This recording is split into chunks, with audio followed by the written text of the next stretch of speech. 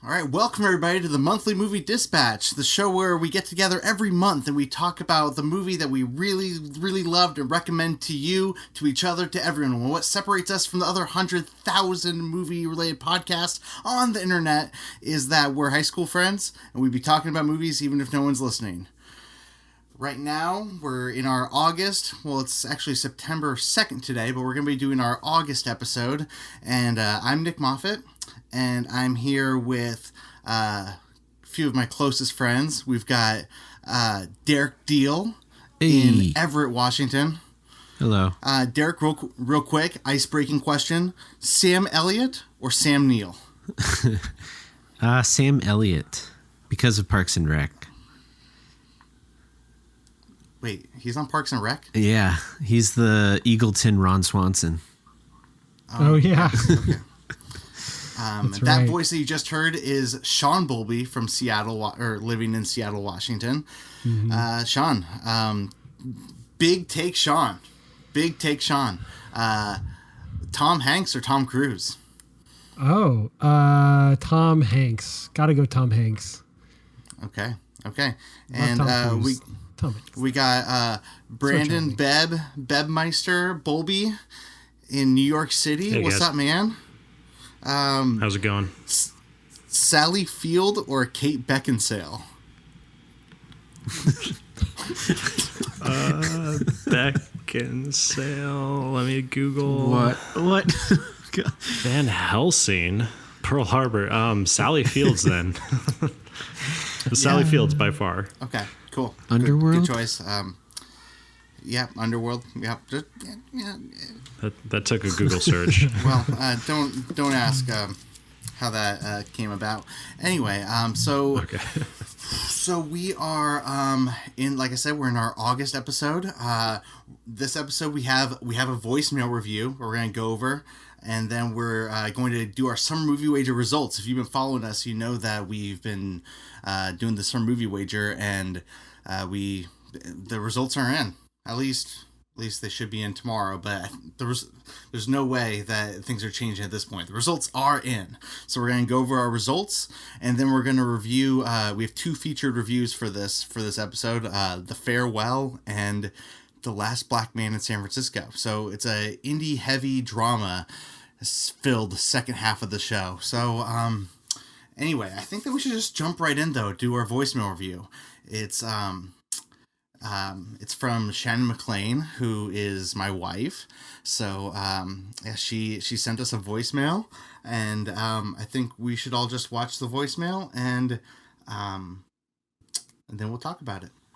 Cool? Yep. Check it out. Hey guys, I just wanted to call in, share a few words about a movie that I watched in August. Fast and Furious presents Hobbs and Shaw. I personally really liked this movie. I had a great time going to the theater to see it. I'm a fan of the franchise, and as a fan, we've come to expect these over-the-top, exaggerated antics. But still, every time I see a new Fast and Furious movie, I find myself just staring at the screen, wide-eyed, jaw dropped, and just shaking my head in shock that they've thought of more craziness. And there were a few really classic Fast and Furious moments in this movie where I found myself screaming with joy in the theater. I had such a fun time. My only problem with this movie, maybe my only problem, I'm sure I have more problems, but my biggest problem with this movie is that it ran a little long. I am a pretty firm believer that no action movie needs to be over 2 hours. So by the end of it, I was a little worn out. I was a little over it, the crazy fight scenes. But overall, I really enjoyed it. I had a great time. I think just going in with realistic expectations, you're gonna enjoy seeing this movie. I found it to be a really great escapist piece of craziness, and I'm curious to hear what you guys thought, if you guys saw it. And I love the podcast. Keep up the good work. Escapist piece of craziness. Hell yeah. Yeah. That's a good quote. Put it on the poster. So yeah, before we react to Sharon's voicemail, I just want to say that if you're listening and you want to send in a voicemail, feel free. You can contact me on Facebook or email, or you can find me on Letterboxd. But yeah, you can send in a voicemail, and we will play it on the show. We will react to it. I mean, this one was pretty special because it was my wife, but I don't know. I actually saw Hobbs and Shaw with Shen, and I kind of I second what she said. I thought it was pretty good. It was what it was. It was a lot of fucking action, and you know, The Rock being a badass and Jason Statham being also a badass. So, do you guys have anything to say? What's up? Is it the dumbest Fast and the Furious movie to date? Dumbest? What does that mean? Ridiculous. Is it the most ridiculous Fast and the Furious to date? Yeah. I mean, I definitely think that there's a point where in the franchise where they embrace kind of their true superpowers. And this one is 100% in on that. Whether or not it's the most ridiculous is it's pretty ridiculous. In the 8th one, there's a point where The Rock punches a torpedo in while it's going through ice in the North Pole. So that's pretty crazy. This one does have some pretty big moments. I don't know. I thought this one was better than a bunch of the other ones. I thought the 8th one, the thing about Fast and Furious for me is that it's a very genuine franchise. It's kind of hard to explain when you're not a fan of it, but there's real heart with the characters, and you know, it's all about family. It's all about family.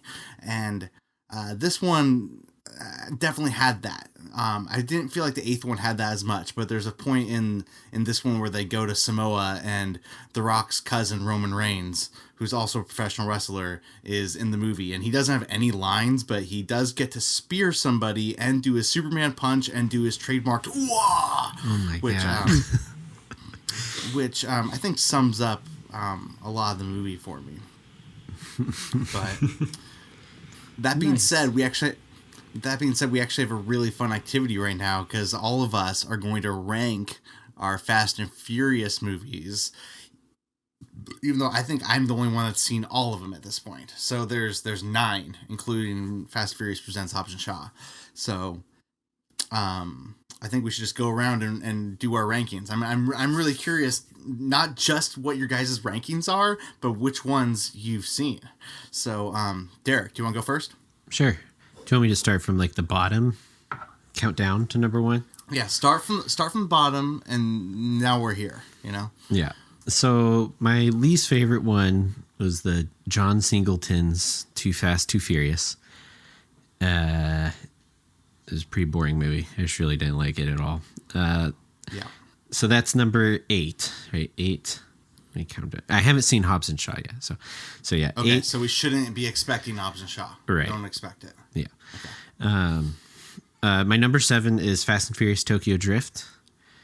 Number 6 is Fast and Furious. So it would be not the original. That's like the kind of the Justin Lin reboot-ish. Not reboot, but like So that's 4. bringing it back. Yeah.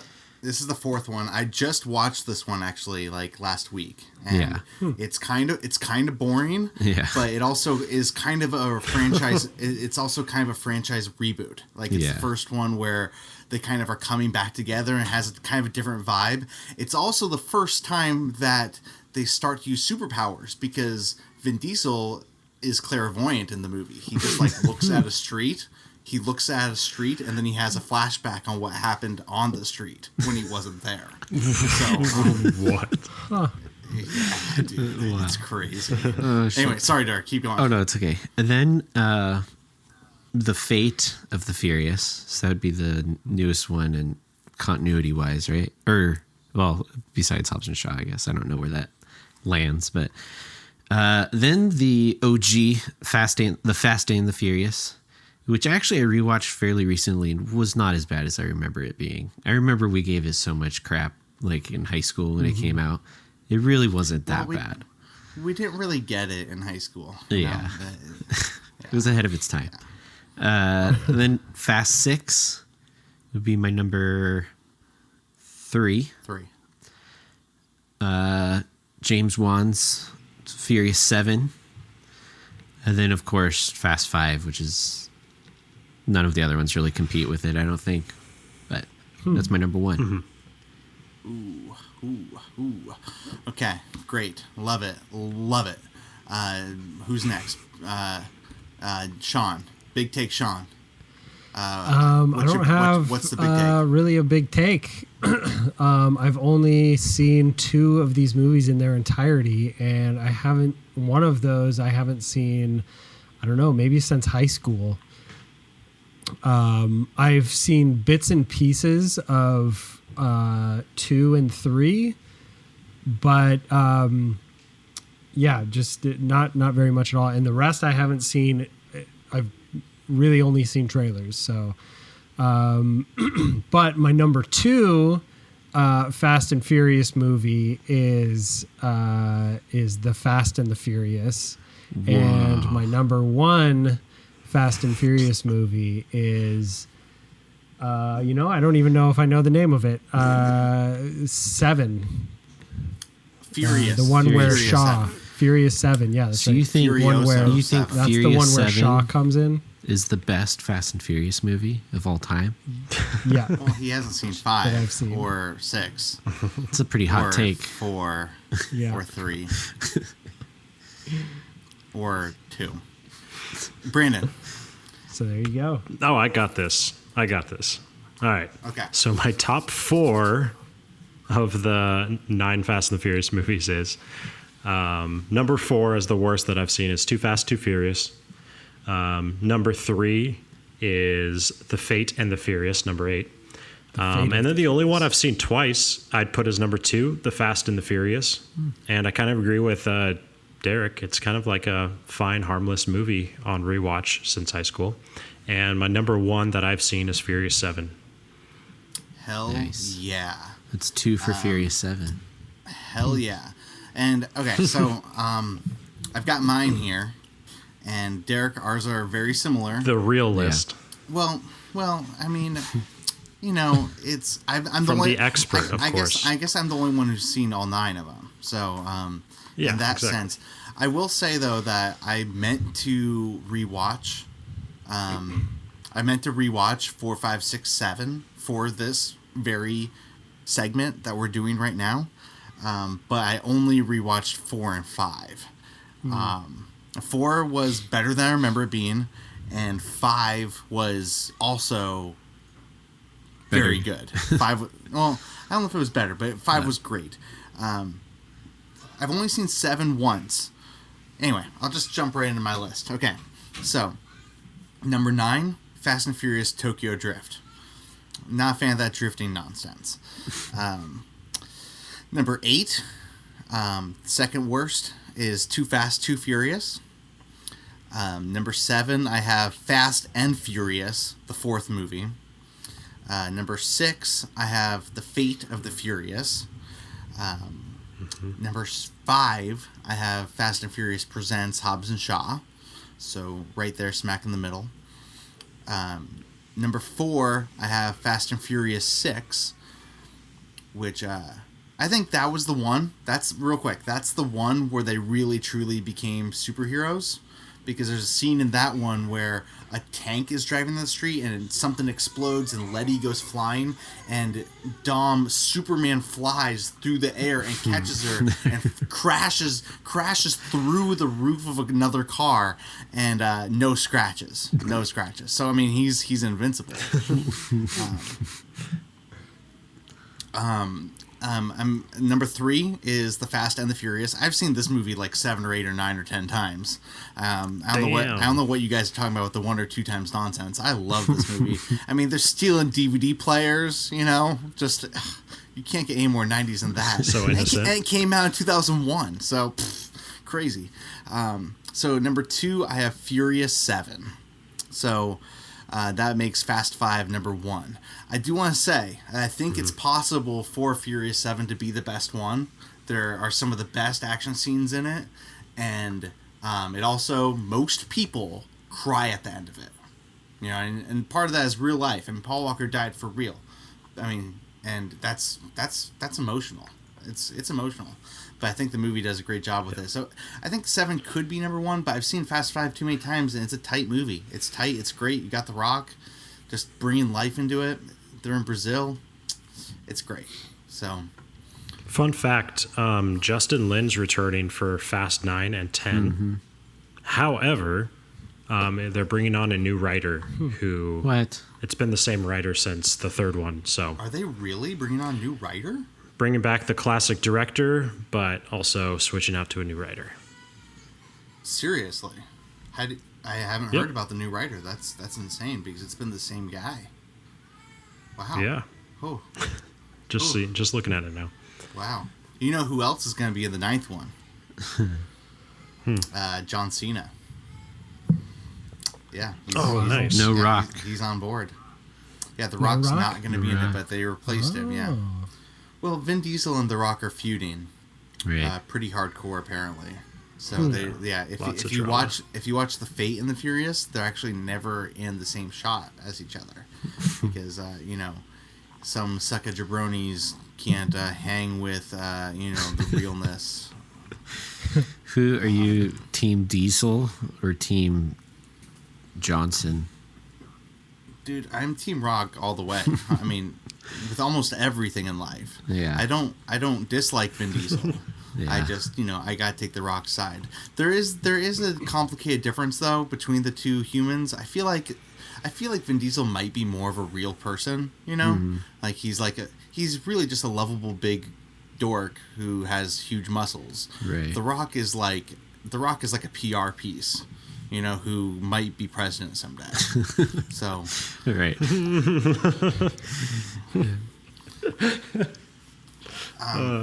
Okay. okay, so let's move on. Fast and Furious is great, but let's move on to the Sir Movie Wager, guys. So, last time we talked, Derek was in the lead. We had Hobbs and Shaw coming out. Once Upon a Time in Hollywood was making money, but we didn't know how much it was going to make. Godzilla 2 and Rocket Man were still hanging on there on the list. And there were a few variables. But at this point, the big updates, Hobbs and Shaw, it made about 150 million, and it's currently sitting at number 7. So it made a good amount of money, but it didn't go too crazy. Once Upon a Time in Hollywood made about 125 million. It actually just bumped up over 130. Oh, I just saw that. I just pulled up the Summer Movie Wager thing. So yeah, Okay. that's making really good money. Yeah, so 131. Yeah, it still looks like it's locked in number 10. So that gave me 13 points, because I was the only one to put it on our list and had it there at number 10. Yep. And so I got 13 points for having the number 1 and the number 10 spot. Huh. And Yeah, yeah, that's Godzilla good. 2, Godzilla and Rocket Man both fell off the list. So, real quick, I think we should just go through and just say what the top 10 was.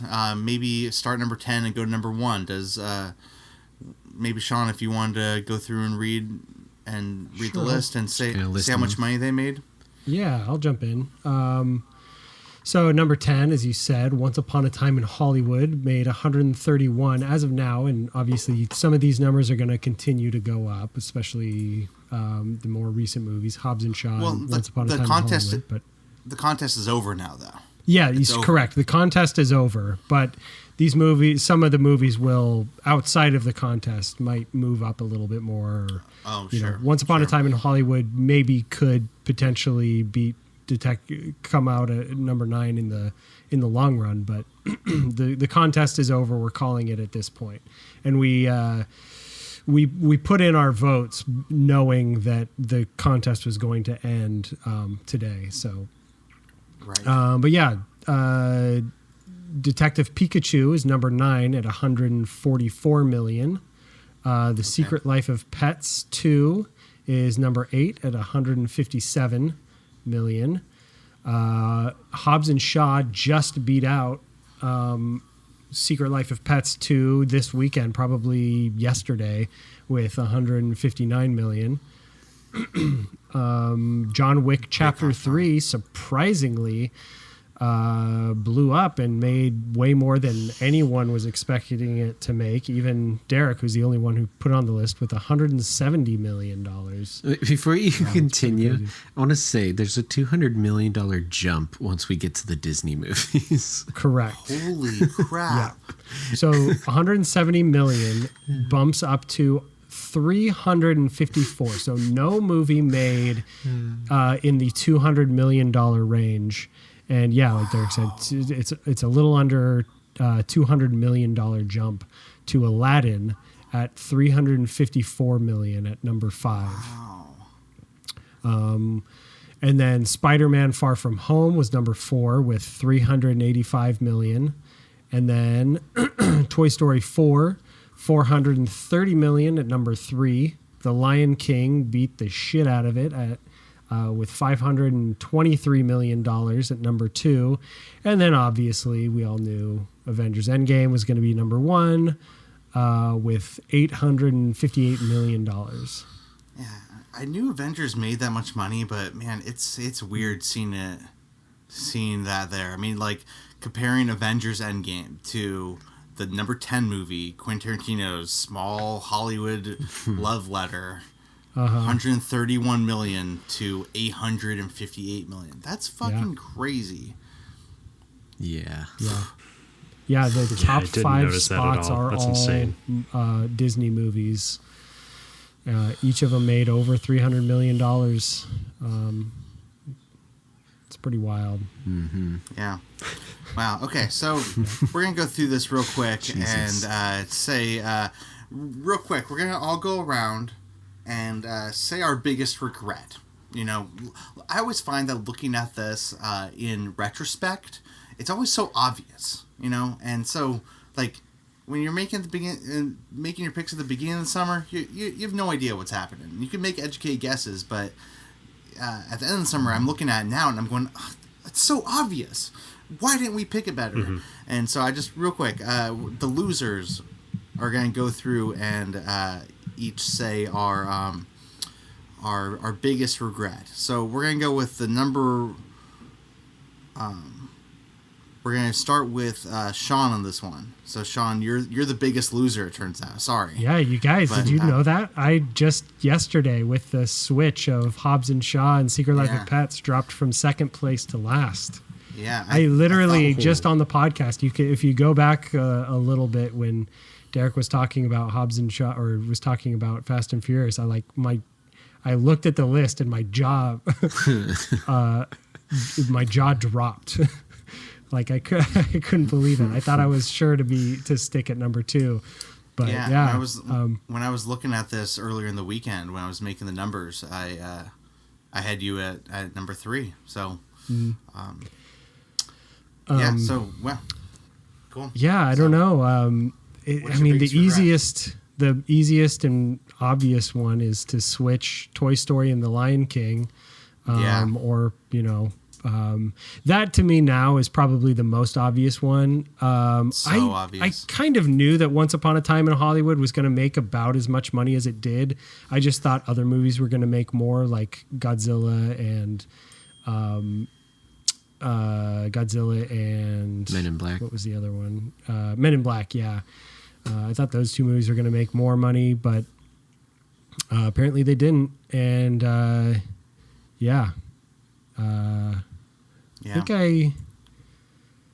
then obviously John Wick Chapter 3. I had no idea that was coming. I thought it was going to maybe make around 100 million.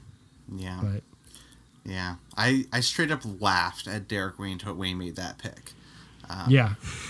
Yeah, I thought like what it's we were saying. R. It had to make That's not like happening. over double.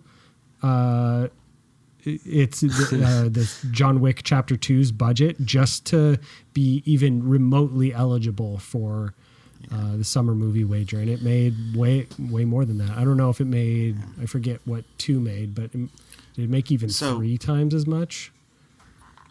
So It's the Keanu Someone's typing songs. that out. Everyone loves Keanu right now. He's so hot right now. so Yeah. Keanu's huge. Last year and the year before as champion, so the 2-time champion, he came in 3rd place with 62 points. Brandon, you're the only one of us two who chose The Lion King and at number 2 and Toy Story 4 at number 3. So you had the 1, 2, and 3 totally right. What is your biggest regret? Yeah, it's interesting because still I had the most the most dead on guesses out of the you had group. five dead on. Out of perfect. five dead on. Yeah. But my fault is that I had 3 picks that are 100% didn't make the list, and that would be Godzilla, X-Men, and Men in Black. So all 3 of those are really unfortunate. But one really big sneaky move that was shocking and surprising that I messed up on is guessing The Secret Life of Pets 2 would make a good amount of money. The original made $368 million, and the sequel here only made $157. So they took a massive cut on that sequel. Yeah. We all thought that was Yeah. going to be big. It is like Yeah. just threw a That wrench was in everything. part of the phrase that was part of the phase in the summer when all the sequels weren't making as much as people thought. Yeah. Men in Black, Godzilla, Secret Life of Pets. Yeah, they all didn't make as much as people wanted them to. So I'll just say now, I got in 3rd place. I had 65 points. I've been saying it for weeks. My biggest problem was Rocket Man. I chose Rocket Man thinking, hey, Bohemian Rhapsody made, $500 million. Rocket Man would probably do something like that as well. Turns out Rocket Man was rated R. No one saw it. I mean, that's not true, actually. It made $96 million. So it got in 12th. But, yeah, it wasn't anywhere near the top 10. That gap, that $30 million gap, never felt so big. But, that was a big regret. And John Wick, obviously. But so that just leaves one point though here. The winner, the champion, the new reigning, defending, undisputed monthly movie dispatch summer movie wager champion is Derek. What's the deal? How's it feel, man? Feels good. What is the deal, So Derek? excited to see Brandon not win one of How our did you do contests. it? Oh my gosh, that's my biggest thing. I'm just happy Brandon didn't win. I know I got in 2nd place and all, but man, I was like anyone. I was on team anyone but Brandon. So Yep. His title reign is over finally. His 700-day title reign. Yeah, I mean, I think I owe a lot to Keanu and John Wick 3 for Derek, you didn't get a whole lot of points for John Wick 3. I know it. You only It got definitely You only got 3 points from it's it. kind of That's, a weird situation where I just was close on everything, just closer enough to just barely beat out Nick. yeah, I mean that is the deciding factor right there though. Like that 3 points for John Wick. Derek ended up with 67. I had 65. Right. So Yep. Yeah, for sure. So what would we have done if there was a tie? I thought about that. Probably You we know, would I have don't had know. we would have had tiebreaker. Yeah, I Who figured would've just had that? flip a Like- coin or something, or you pick Whoever had maybe more dead-ons, maybe yeah, Yeah, we would. That Who would have had been a good more? way to Who settle has it. more dead-on hits? right, yeah. yeah. Okay. But yeah, so now my I'm so excited, worst Derek. nightmare has come true. I have to pick a movie for you guys to watch. Wait, And yeah, I wrote down a movie that I thought that I have a guess on what I thought you were going to pick. So I Okay. wrote it down. Ooh. Are you going to tell us now? Because I can. Yeah, I Yeah. figured. Yeah. Yeah, here it Well, is. I'll hear what your guess was. no, I'm not gonna tell you until okay. like I'll hold it up if it's right. You know? Okay, got it. But Well, Yeah, so let's do here's it. the thing. I came up with like 3 movies I wanted you guys to watch. One of them, I'm almost convinced you guys have seen and just didn't put it on Letterboxd. I'm shocked if you guys haven't seen it. my Letterboxd is pretty. Which is accurate. definitely possible. Well, that's what I was thinking, but I was like, it seems so unlikely, but you never know. So tell us the ones that it's not. Okay, so And we'll go through those real quick. the one I chose, I still think Nick might have seen it, but I think Nick keeps his Letterboxd most up to date, so I'm trusting Letterboxd. But I'll say, do you want me to tell you the one that I think you guys have seen? Yep. Slither. Wait, which one are you saying? This isn't the movie. This isn't the one I'm choosing. Have you guys seen Oh. Slither? I have seen Slither Okay, that's what I thought. a long time ago. I'd Right. definitely be willing to watch it again I have because not I didn't seen actually like it when I first saw it. Right. I did not get that it was a comedy Right. or was a satire. So, well, I anyways. didn't choose that one, but that was like the first thing that came to my head, and I could not believe that none of you guys had seen it. Nick, you really haven't seen Slither? No. Wow. Okay. Well, good to know. But the movie I did choose for you guys to watch is Ty West's The House of the Devil. Oh, Oh, What? interesting. Have you seen that, Nick? never heard What of it. is this? I have not. Oh, I okay. have not. I knew you watched a bunch of Ty West. So I wasn't sure if you'd seen that one or not. I think I've seen 2 Ty West movies, Oh, okay. maybe 3, but I have not seen that. That's like his most. That's his most critically acclaimed movie, I think. Yeah, I figured it would give us the most to talk about of the movies I wanted you guys 2009. to see. So, no. This is pretty recent. Oh, yeah, 2009. Yeah. He hasn't. what did you say it was? The House. The House of the, the Devil. House of the Devil. Yeah. All right. Ooh, I'm already Yeah, scared. this is exciting, Wow. Derek. Yeah.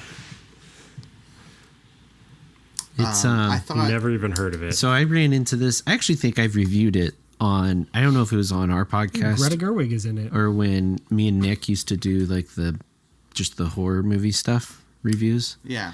But yeah, I found it a while back when someone showed me The Innkeepers by Ty West, and then I kind of just went through all his movies, and this one really stuck out with me and always has since. It's like one of the best like haunted house movies I've ever seen.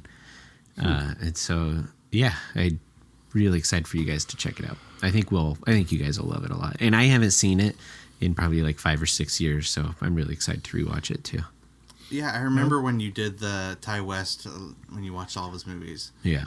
And this is the big one that I haven't seen because I've seen The Innkeepers, The Sacrament, and In the Valley of Violence, which is kind of a departure for him. Right. But I've always wanted to see The House of the Devil. Yeah. I've never seen a Ty West movie. Apparently, Yeah, me neither. Never. no. Yeah, haven't even seen any of his TV shows or. He's pretty Yeah. good. He was like a indie horror director. But he hasn't made anything in a while. Or yeah, I think he does TV shows mostly now. But So the rule is that we all watch this and agree by next month, this time, when we come back on the podcast, we'll have it as a review up top. Yep. Derek, in case you're wondering, I wrote down The Host. I thought you were going to make us watch The Host. I think I did look at that, but I thought you guys had seen that. I've seen The Host. Okay. Okay. Well, cool. Yeah. Well, congratulations once All again, right. Derek. Yeah, thank you. And Thank God it's not a super dramatic, depressing foreign film. yeah, instead it's going to be a very scary, nightmarish horror Yeah, film. Yeah. I'm into that. Yeah. So much better. So much more pleasant. Huh? Yeah. Yeah. So anyway, let's move on. Like I said, we have 2 movies that we're going to talk about that we're going to bring to the table. Sean, you have the first movie for the month that we're going to recommend to the world.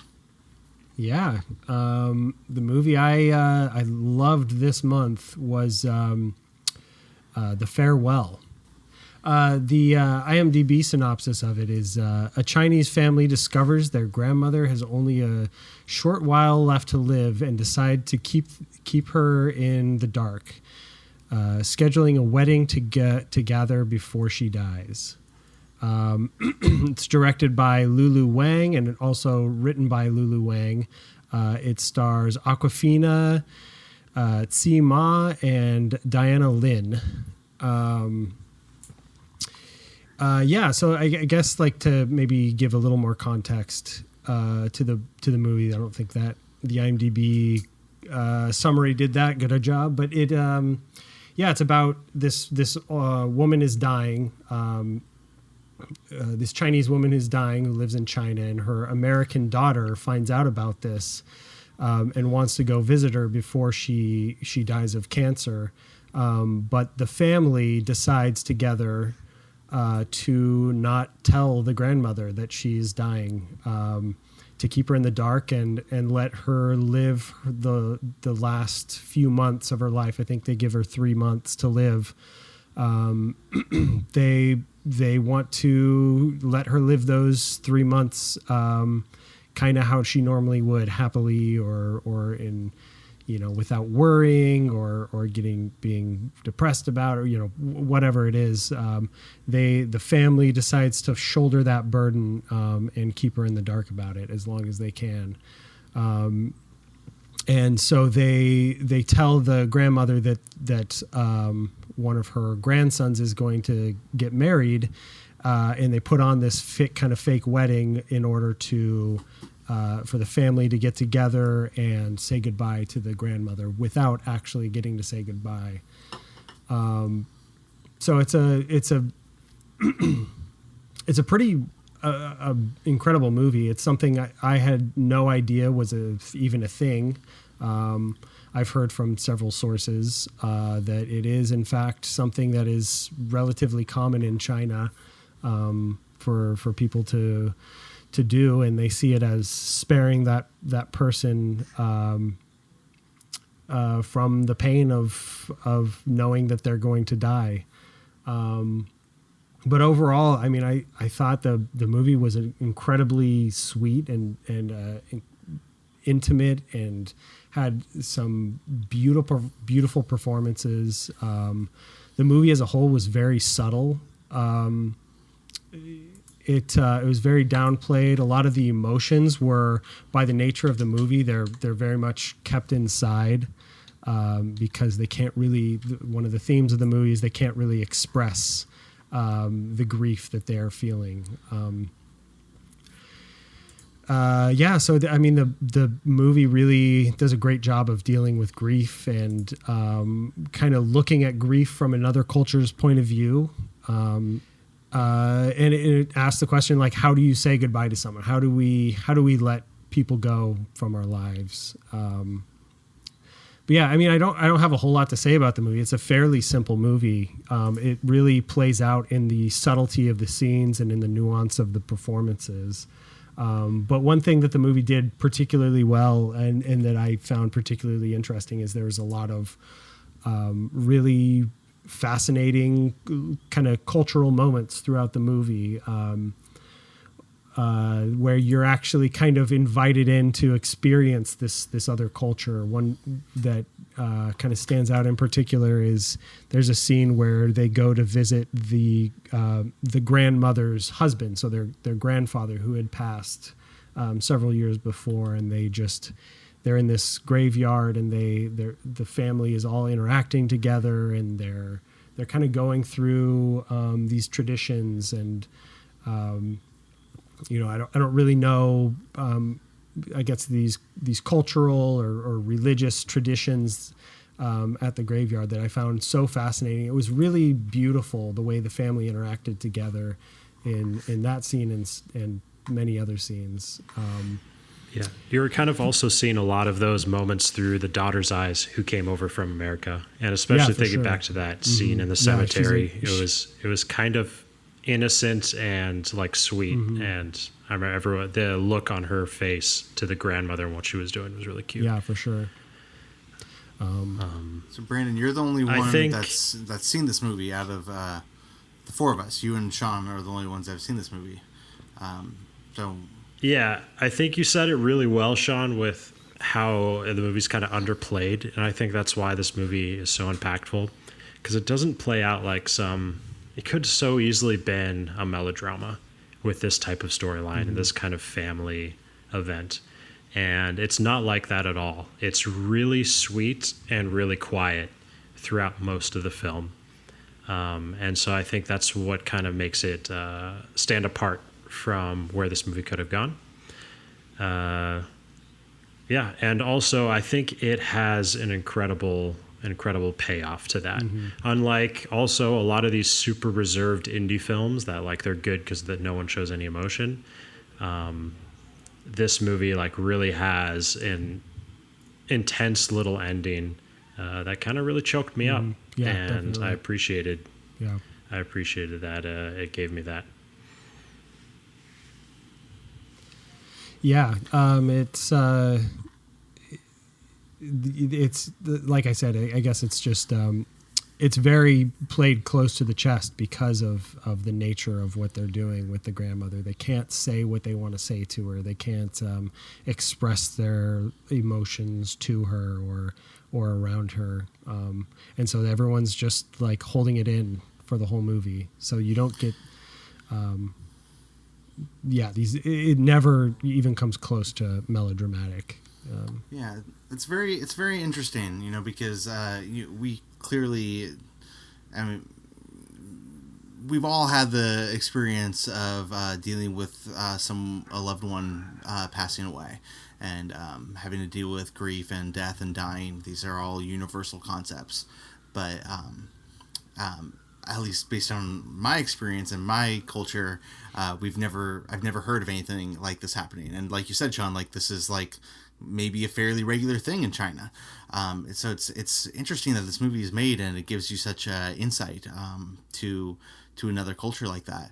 I can't help but think, I can't help but wonder, I guess, if like movies like this, if this was able to be made and produced and spread, have a wide release because of the success of last summer's Crazy Rich Asians. If that helped open the door for, that showing that American audiences are interested in movies about Asian cultures. I guess I was wondering that with that movie, there were a lot of stand-up performances and things that kind of catapulted it. Were there any stand-up performances of actors and actresses in this movie? Absolutely. Aquafina in a very, very different role from what she did in Crazy Rich Asians. She was absolutely hilarious in Crazy Rich Asians, and this movie was not a comedy at all. There were a few sweet moments that were kind of played off as fun and a little cute and funny within the family, but she had a pretty deadpan performance, and it was very nuanced and reserved, and it was pretty amazing. You definitely did not. I definitely did not expect that out of her in such a huge jump in such a short amount of time. It's really cool to see when actors are able to do that, make that kind of leap in their talents. Mm-hmm. I was kind of surprised to see this movie got a decently wide release. When I was watching the trailer, I felt like it was going to stay pretty small, but it's cool that it got picked up. Also, this movie it's not a completely, this is a American film. It's made, it's not a foreign language film technically, and it has a lot of English in it. So I think that definitely helped it. These big theaters take a little bit of a chance on it because it's not completely in a different language. Yeah. Right. It's not an Asian film like foreign. Yeah. But still, like it's a movie about their culture, which is we don't. I'm just saying like it's like that hasn't been a box office draw for. I mean, I don't know. I guess I was just wondering if Crazy Rich Asians was huge last year, and it was kind of a game changer in a lot of ways for their culture. Like I remember people were like, on the Slash Filmcast, David Chen like rented out a movie theater to show just his Asian friends because it was so important that movie was like having such a big impact. I don't know. It's just cool that Damn. It did get This movie made 5 times its budget, Nick. That's pretty cool. yeah. For sure. Yeah, it seems to be an audience that maybe Hollywood's just now being willing to tap into for some reason. Maybe it is because Crazy Rich Asians just hit so big, but that was a pretty big movie though too, wasn't it? Crazy Rich Asians. Like it seemed like there was a definitely lot. had a Huge. decent budget. It wasn't I mean, like it a wasn't silent hit. It was like Yeah. It seemed like they knew it was going to be big. Yeah, I mean, I it don't had a think they big. knew- It was based on a really popular book, and they had a halfway decent budget. And I also wonder if they were willing to put in that kind of or give that movie that type of budget because I think it did do pretty well in foreign markets as well, which Right. you might have predicted a little bit better, more easily. But yeah, This movie looks really great. I also haven't seen it, but it's definitely the kind of movie that I'm really interested in. Like I love movies like this that are just, I think Nick kind of tapped on it. Like we've all kind of experienced some version of this, dealing with death, and especially, almost everyone goes through losing their grandparent at some point. And so it's just like, it seems so accessible, and it seems like something that all of us can find a lot of importance in. And so I kind of understand why this movie's really hitting really well. Like, I see people talking about it all over the place, and yeah, it's just I'm glad that they're making it. Like it's an easy thing for any of us to really get into. And do you think, I know you mentioned that Awkwafina had a really good performance. Do you think it's like, does this feel like an Oscar kind of calling card kind of movie? No. You think it'll... That's my No. prediction. I I feel would like guess- A24 hasn't done so well with Oscars. I mean, so much of Right. Oscar stuff is political and how they Right. run their campaign. And it's just me, or has A24 not really hit that hard with Oscar stuff? Man, Room did Yeah. great, Yeah, I but can't- that's the I only can't- one I can really think of. Moonlight. Oh yeah, Moonlight. Was that A24? I don't know. Yeah, Moonlight I guess, won yeah. Best Picture. Moonlight was A24 and won Best Picture. So. Yeah. Color me stupid.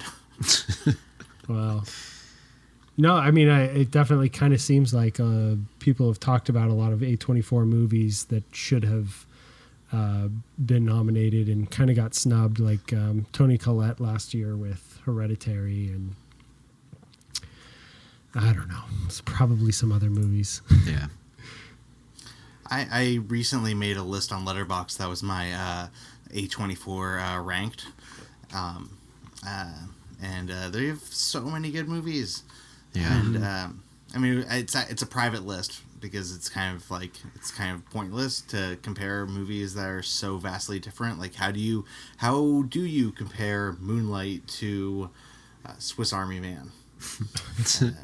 It's not really possible, except just preference or whatever. But man, goddamn, A24 is like the best. It was kind of weird because I feel like they started popping around the same time we started seeing like Blumhouse and some other low budget studios, and they're putting out some good movies. But now we're like 5 or 6 years past like their really big debut, and yeah, they have a crazy list of movies that they've made. Even this year, I Right. put down like this year. Midsummer from last month, and then both of the movies on our list this month are all A24, right? Mm-hmm. Yeah, Yeah. Yeah, it's crazy. and they're all, a lot of them are making pretty decent money too. Yeah, Hopefully they Yeah, can like- really ramp up. I That'd think be the awesome. first A24 movie I saw was Tusk. that was A24. Oh, really? Yep. Wow. So Oh man, I mean, setting the they've bar come a long low way. for them. Nowhere to go but up. huh? Hey, it's not nice. A24 is insane. Low-hanging fruit, guys, Sean. This year. Yeah. The Souvenir, I don't think any of you guys saw, was incredible. The death of Dick Long, the follow-up directing the sophomore movie of Swiss Army Man, and then The Lighthouse also comes out this year. Yeah, Crazy. honorable. Yeah. Cool. So with that, let's move on to our next movie. Brandon, you're going to introduce this movie. Yeah. Speaking of A24, here's another film that came out this summer, The Last Black Man in San Francisco. To me, this is likely going to be an end-of-the-year top 10 type film. The IMDb synopsis says, a young man searches for home in the changing city that seems to have left him behind. Pretty brief, but that changing city is San Francisco. And this movie blew me away. First off, the trailer's gorgeous, and I was really excited to go. But as soon as this movie starts, it has such like a creative world that it builds. You know, it's kind of like based in this like weird off fiction San Francisco where things are just like a little bit different and people act just a little bit different. Like the gang outside of the street seems awkwardly isolated in their own, like they never leave that corner 24/7. They just kind of exist there in that state. This man I don't mean to interrupt you. preaches in. Yeah. Keep going. I'm sorry. What's up? No, I just like I'm glad I'm glad you're saying this because like honestly it was like for me throughout the movie I didn't know if I was like imagining that or not, you know, where like the movie starts off pretty quick and they're like cleaning the water in San Francisco with these hazmat suits, and there's that guy who's like preaching about them cleaning the water, and he's like, how come we're not wearing hazmat suits? And I was like, and he seems to be there day in and day out, constantly just preaching on his own on this podium with no one watching. Right. There's all these great like moments that are building this like real but kind of not real version of San Francisco, and just world building's the best word for it. I loved the polluted water that's introduced at the beginning of the film and just how that plays out, and you keep getting reminded of it and what that means to these main characters and what it means to their city that's changing. Also, like the characters in this movie are really special. Even like the side characters have their moments and their unique personality that you really feel for. Like the best friend's father who's blind, and there's some really like intimate moments there. The played by Danny I guess Glover. the kind of Right. Danny Glover. There you go. The owners of the house and them like not really being that pissed off, but also wanting them to leave, but they're not going to call the cops. These kind of like nice but not nice characters. Like everyone that kind of surrounds our two main cast, which I guess I should say is played by Jonathan Mayers and Jimmy Fails, are the two leads in this movie, and they both do a fantastic job. I especially thought Jonathan Mayers was a really, really weird, interesting take on a character. He's really quiet. He hardly says anything throughout this film, but he also like has this confidence that comes out in later on in the movie, and just this really like creative, artistic guy that's always inside of his head. It's just a fascinating character. Well, this is something that I wanted to bring. This is something that I want to talk about. So can I just say that I was going to pick this movie too, like me and Brandon. I watched this movie because you recommended it so hard. You know, like I saw that it was coming out and I had heard about it, but you know, it was kind of like, well, you know, Blind Spotting came out last year, and there's no way it's better than Blind Spotting. And you know, they're basically the black man in the Bay Area. You know, it's got to be the same. This is me making fun of myself because I didn't really think that. It just was, you know. I don't know. I just was like, maybe I don't need to see it. But then you were going on and on about how great it is, and okay, I'll see it. And I mean, I too was blown away, and it's the kind of movie that I want to recommend to pretty much everybody. You know, like I think that it's so sweet and heartfelt, and has so many truths and has a lot of honesty about it. But one thing I wanted to bring up relating to the two main actors. So that character that you're talking about, what was his name again? Jonathan Mayers. Jonathan Mayers. He played the best friend, Joe, right? So the main character's name is Jimmy, and he's like there's that big house. There's a big house in San Francisco, and he's like obsessed with it. His grandfather built it, so he goes over there and he takes care of it. And he's got his best friend Joe, who is a playwright.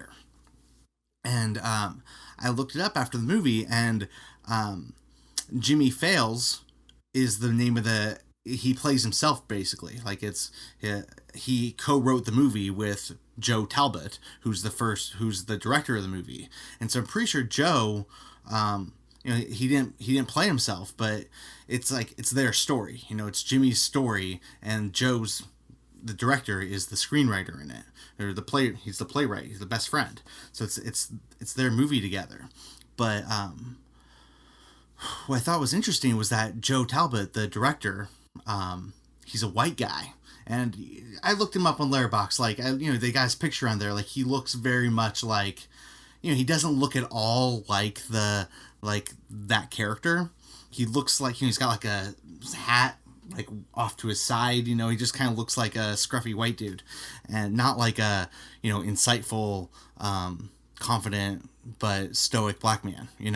And I was just thinking, like, this guy wrote and directed the movie. He cast it. It's an indie movie, so he cast it. He purposefully cast himself.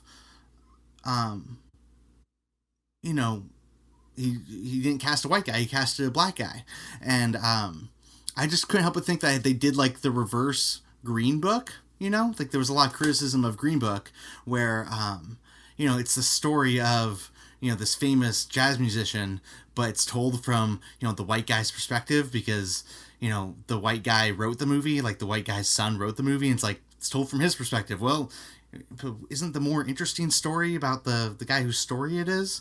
And I don't know, I couldn't help but think that they wrote it, they cast it that way to kind of keep the focus a certain way, where they wanted the focus to be. They wanted the focus to be on Jimmy's story and how he was struggling with the changing of the times, and how he could have ended up as one of those gangsters that are hanging on the side of the street corner, and instead he had this house that he was obsessing about, and he had the whole history of San Francisco like on his back, and he was carrying it around like a pride sort of thing. Yeah, I had no idea the lead Jimmy also wrote the film. Yeah, that's pretty unique. That's kind of what I meant. Same thing in Blind Spotting, right? I think both the main characters in Blind Spotting, they co-wrote the film together, and they were both the lead actors also. Yeah. No wonder this film feels so personal as well. Yeah.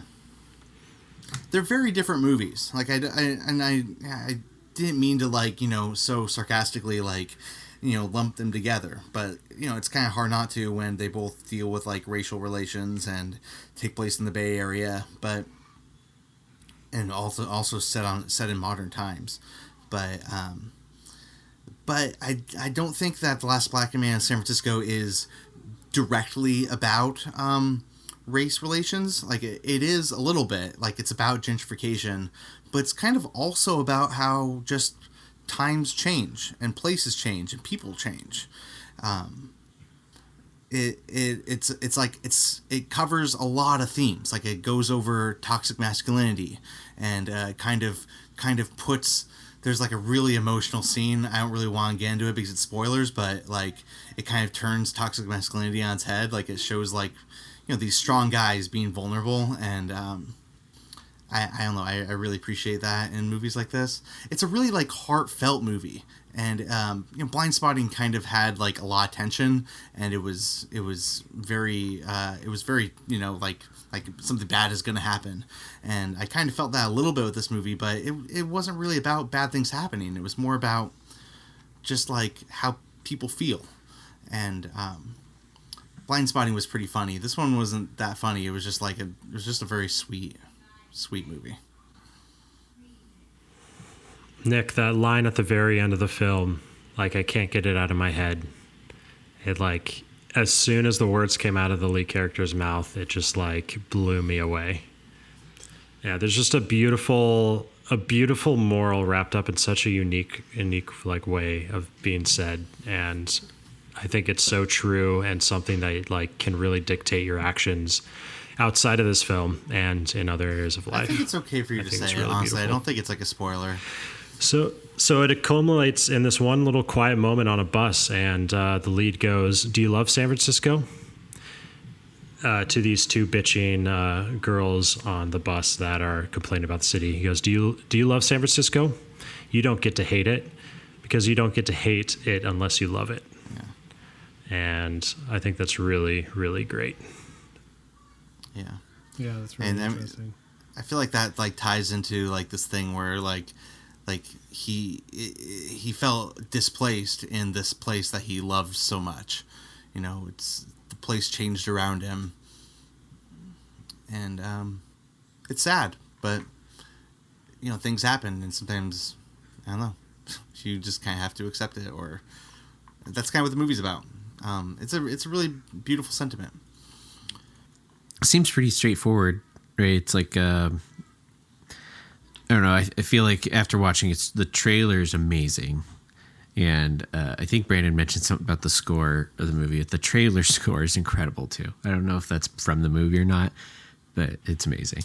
Yeah, it's in the movie. It's so really good. beautiful. But yeah, it was, the movie just seems like you know, the more and more you guys are talking about it is getting me really excited about it. That world building you're talking about, that's just so cool when movies do that. I love that. Like, that just makes any drama 10 times more interesting to me when you're able to turn, you know, you just tweak these little things to make just something just feels a little off, a little different.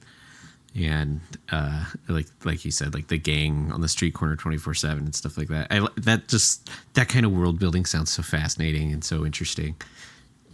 That gets me really excited to watch the movie. But so I'm curious about this film. You know, we've seen a lot of movies this year already, and you guys are giving it quite a bit of praise.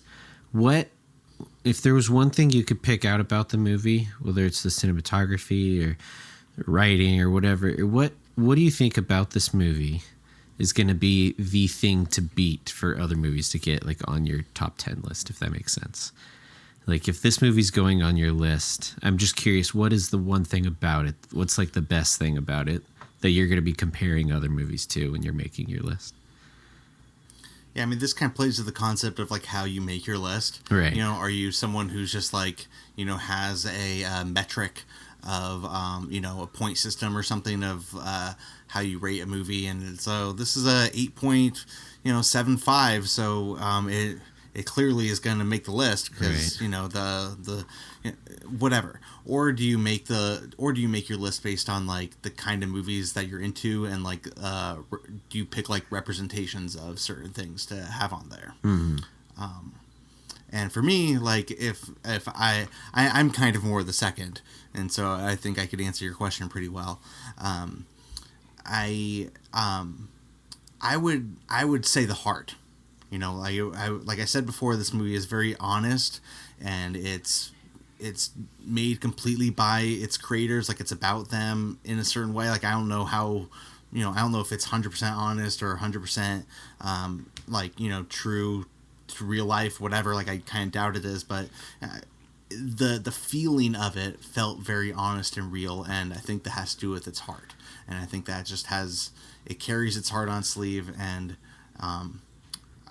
it's going to be hard to find another movie that is so honest in that way.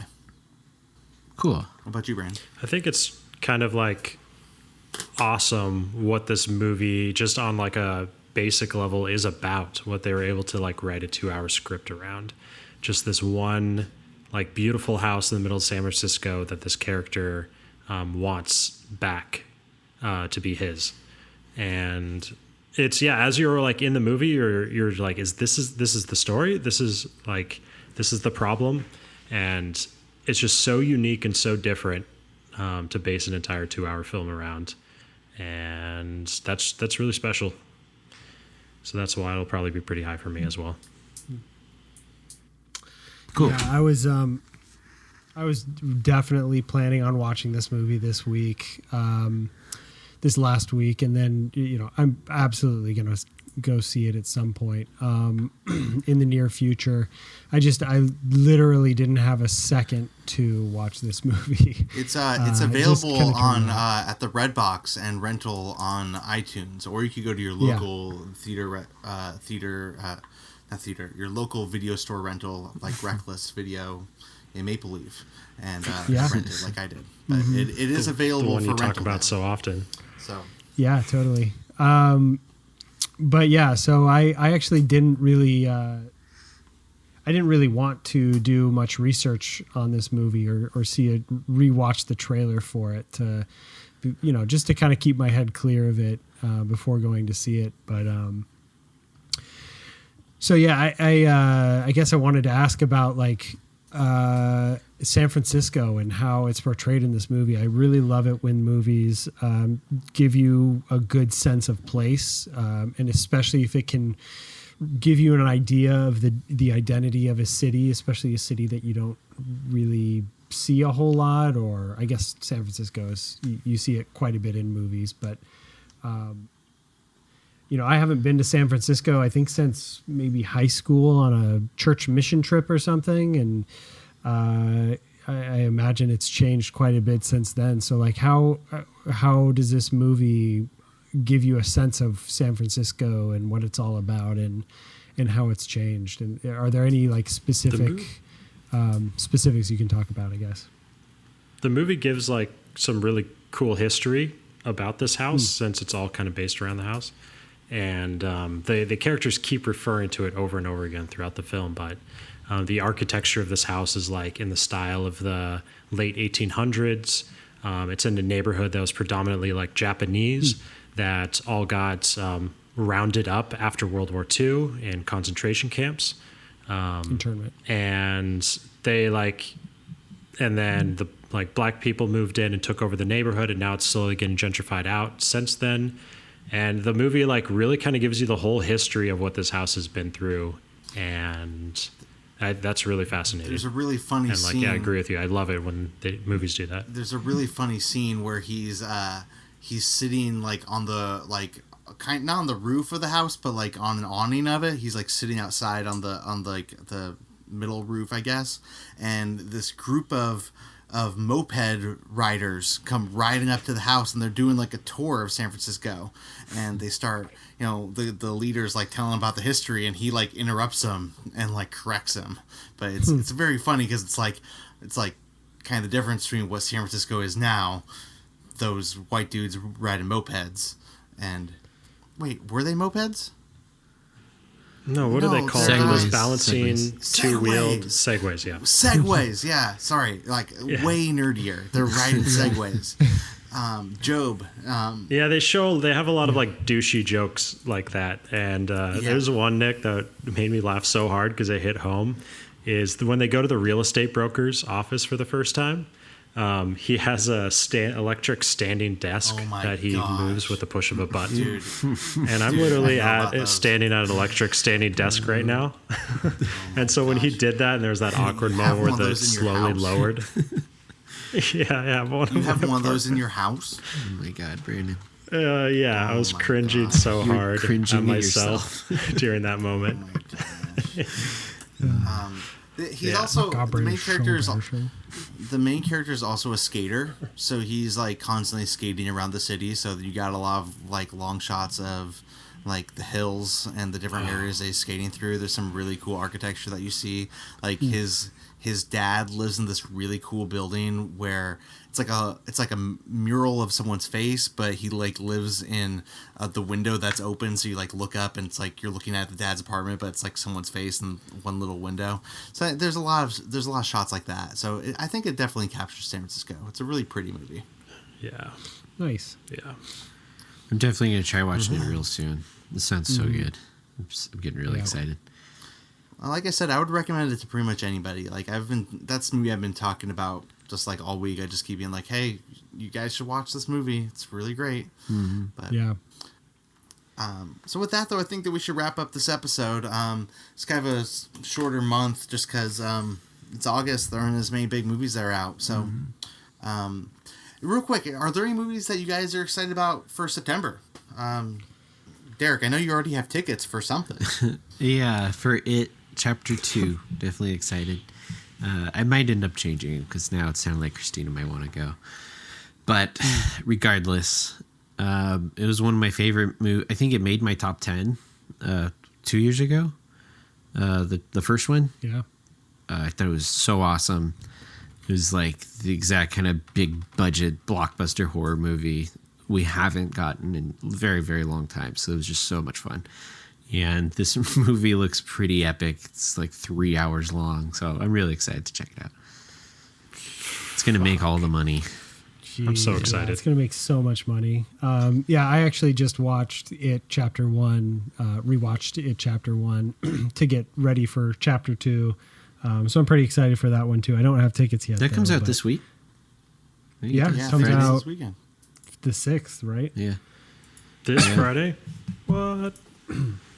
Yeah, I actually just recently kind of went through the internets and looked for a bunch of movies that are coming out this year, the fall and through December. And like, I got so excited for this upcoming season.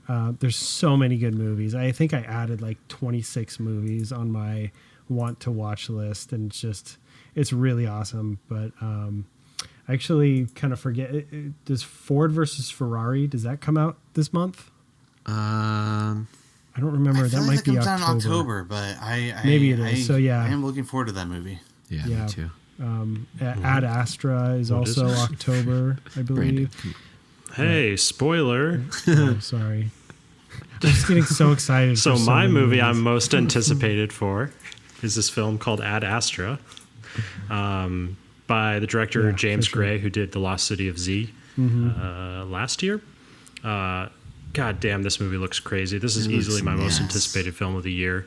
Yeah. And I am ready Looks really for good. a heady yet epic sci-fi film. Yeah. It High looks budget. really good. I really I'm hope- really excited about the movie too. Yeah, I'm like just praying. Like it looks so nuts and so big. That like, but I don't know how many of us saw Lost City of Z, but I remember the one thing Brandon said about it is that it was like a really good kind of throwback kind of movie that you don't really see very often. And so I'm hoping like that's what this movie's going to be too. Right. I mean, I wasn't the biggest fan of Lost City of Z, but part of that was just like, I don't know, Charlie Hunnam's like pretty boring to me. So like Brad Pitt in space is like just way more interesting. So, Right. I'm very excited about that movie.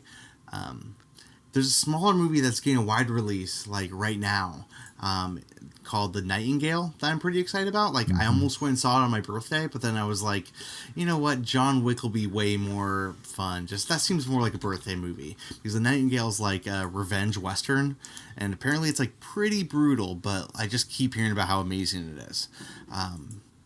So that's directed by Jennifer Kent. Yes, she did The Babadook. Of the late, Yeah. yeah. So first of all, I love supporting female directors, and second of all, The Babadook was great. So, and Yeah, third of that's all, right. The Nightingale looks really, really intense. So, yeah, I'm gonna try to see that one soon too. But Yeah. Yeah, it's definitely been on my like just waiting for that movie to come out for a long time now. yeah. So, yeah, with that, I think we should just wrap it up, and we can just say woohoo and yeah. Yeehaw! Yeah. So we'll talk next month for September and have some more movie choices for you. Thanks for listening. Yeah. Bye everyone. Bye. Bye.